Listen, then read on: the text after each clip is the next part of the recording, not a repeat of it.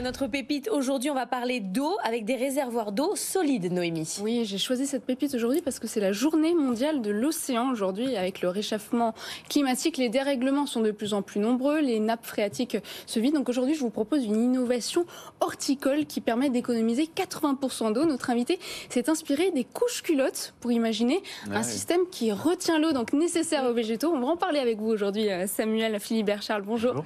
Vous êtes président fondateur de Berger World, basé à Archamps, en Haute-Savoie. Donc, cela se présente sous forme de petits cristaux ultra absorbants. Expliquez-nous. Alors oui, aujourd'hui, notre société démocratise une solution qui permet de pouvoir retenir l'eau. Donc, nous avons des petits cristaux qui sont à 99% à base de potassium et qui vont absorber toute forme d'humidité. Donc à partir du moment où on va placer ces cristaux au niveau des plantes, par exemple lorsqu'on va ensemencer un champ et qu'on va mélanger une partie de nos cristaux avec cette semence, on va pouvoir permettre de réaliser jusqu'à 80% d'économie d'eau à l'agriculteur. Alors du coup, c'est destiné aux particuliers pour leurs plantes vertes ou effectivement aux professionnels et aux agriculteurs? Alors je dirais aux deux, parce que aujourd'hui, quand on parle de pouvoir faire des économies d'eau, on parle non seulement aux particuliers aguerris, celui qui a son jardin et puis qui a besoin de pouvoir utiliser ses plantes, et puis on va aussi surtout pouvoir parler de l'agriculteur, puisque aujourd'hui 70% de l'eau est utilisée par l'agriculture. Ça fonctionne dans quelle zone et à quelle température? Parce que là, en gros, l'idée, c'est d'absorber l'humidité qui est contenue dans l'air. Mais encore faut-il qu'il y ait de l'humidité dans l'air. Donc dans les zones très arides ou quand il y a une forte sécheresse, ça fonctionne quand même?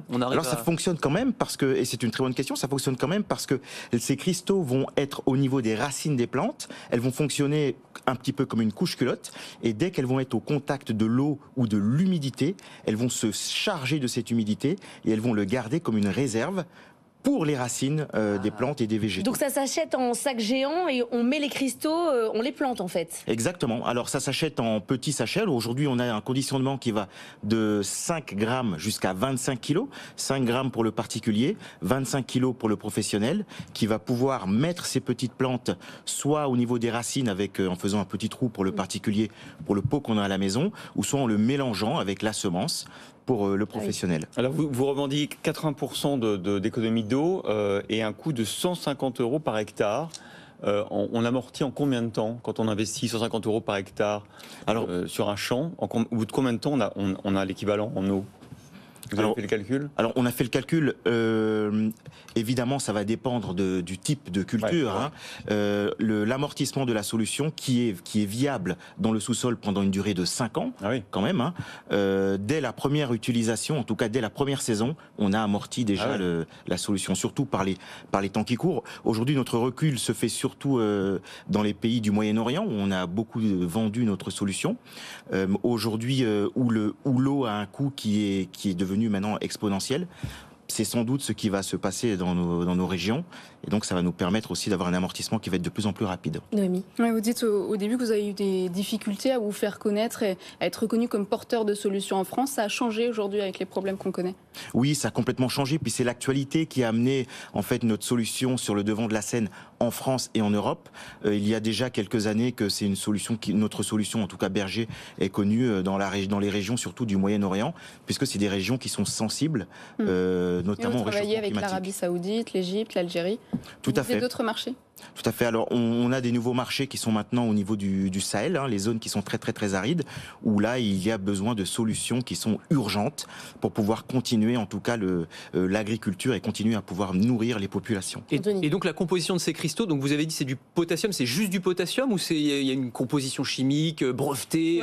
Alors nous avons de la recherche quand même. Voilà, il y a de la recherche. Nous avons deux solutions. Nous avons une première solution qui est à 99% de potassium, et puis on a une autre solution que nous sommes en train de développer maintenant et de mettre en commercialisation sur l'Europe, qui est faite principalement de résidus de charbon et qui est en plus qui a reçu la norme d'agriculture biologique. Et le potassium, à terme, ne dénature pas le sol, ne change pas son acidité? Absolument pas, absolument pas. Vraiment, le fruit de la recherche, c'est d'avoir une solution qui soit, non invasive, et puis 2, 100% biodégradable et qui n'altère absolument Mais pas le vous avez un profil de commercial. À quel moment vous vous êtes dit on va faire de la recherche sur des questions de sécheresse? Vous êtes associé à des chercheurs, ça s'est passé comment? Alors aujourd'hui, nous sommes appuyés et nous sommes adossés aussi avec l'Université de Nantes, qui nous apporte un vrai souffle, en tout cas, en termes de recherche et de développement. C'est vrai que j'ai un profil qui est totalement commercial, puisque je ne suis pas scientifique, et je pense que c'est peut-être le fait que j'ai pas mis de blouse blanche qui vous a mis qui vous a un petit peu mis sur la voie. Mais le vrai ADN de Berger, c'était avant tout de pouvoir trouver des solutions pour permettre d'apporter une solution sur le fait qu'il va y avoir moins d'eau, en fait, de préserver la ressource de l'eau. En fait, c'est pour ça que l'entreprise s'est nommée aussi Berger. On veut être véritablement des précurseurs, on veut apporter des solutions, on veut démocratiser ce qui existe déjà. Il y a nos ancêtres avaient mis en place, en tout cas avaient trouvé de moultes solutions pour pouvoir réduire cette utilisation de l'eau. Ça s'est perdu. Et puis c'est un peu notre rôle aujourd'hui. Vous êtes accubé par hectare, vous êtes soutenu par de nombreuses ONG, dont certaines partenaires de l'ONU, et vous espérez lever 10 millions d'euros d'ici la fin de l'année, c'est ça? Oui, alors on est en finalisation, on est en phase de finalisation d'une levée de fonds de 10 millions d'euros. Bon, écoutez, bravo, on vous souhaite de la boucler assez vite. Merci beaucoup Samuel Philibert Charles, président donc de Berger World, d'avoir été la pépite de Noémie.